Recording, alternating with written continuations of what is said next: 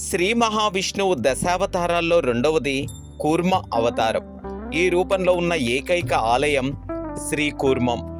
భారతదేశంలోనే కాదు, ప్రపంచంలో మరెక్కడా ఇలాంటి దేవాలయం లేదు. శ్రీకాకుళం జిల్లా కేంద్రానికి కేవలం 13 కిలోమీటర్ల దూరంలో గారా మండలంలో ఈ దేవాలయం ఉంది. బ్రహ్మ ప్రతిష్ఠించిన పంచలింగ క్షేత్రంగానూ ఈ ఆలయం ప్రసిద్ధిగాంచింది. అంతేకాకుండా మరెన్నో విశిష్టతలు ఈ ఆలయం సొంతం.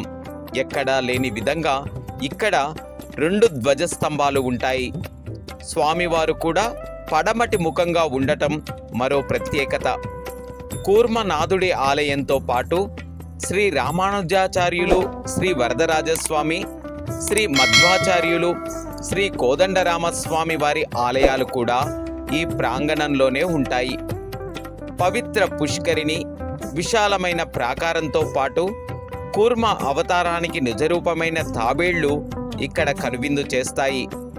ఈ ఆలయానికి ప్రత్యేక స్థల పురాణం కూడా ఉంది. పూర్వం దేవదానవులు అమృతం కోసం క్షీరసాగరాన్ని మదించడానికి ప్రయత్నించినప్పుడు మందర పర్వతాన్ని కవ్వంగా చేసుకున్నారు. కింది ఆధారంగా లేకపోవటంతో ఆ పర్వతం నిలవలేదు.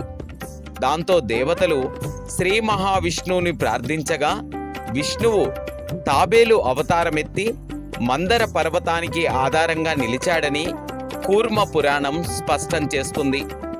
ఈ రూపాన్ని బ్రహ్మదేవుడే స్వయంగా శ్రీకూర్మంలో ప్రతిష్ఠించాడని చెబుతారు. ఈ క్షేత్ర ప్రస్తావన పద్మ పురాణంలోనూ బ్రహ్మాండ పురాణంలోనూ కనిపిస్తుంది. పితృ కార్యాలంటే ముందుగా గుర్తొచ్చేది కాశీ. అయితే వారణాసితో సమానంగా ఈ క్షేత్రాన్ని భావిస్తారు. కాశీకి వెళ్ళలేని చాలామంది ఇక్కడే పితృకార్యాలు నిర్వహిస్తారు. ఈ ఆలయం పైభాగం అష్టదళ పద్మాకారంలో ఉంటుంది. తూర్పు దక్షిణ ద్వారాలపై చక్కని శిల్పాలు కనువిందు చేస్తాయి. ఇక్కడ ద్వారాలు, స్తంభాలపై చక్కని శిల్ప సంపద మరింత ఆకర్షణగా నిలుస్తుంది. అబ్బురపరిచే శిల్పాలు, మొత్తం 108 రాతి స్తంభాలు ఇక్కడ ఉన్నాయి. ఒకదానితో మరొకటి పోలిక ఉండకపోవటం మరో విశేషం. ఈ స్వామివారిని దర్శిస్తే సకల ఐశ్వర్యాలతో పాటు అప్పుల బాధలు తొలగిపోతాయని భక్తుల నమ్మకం.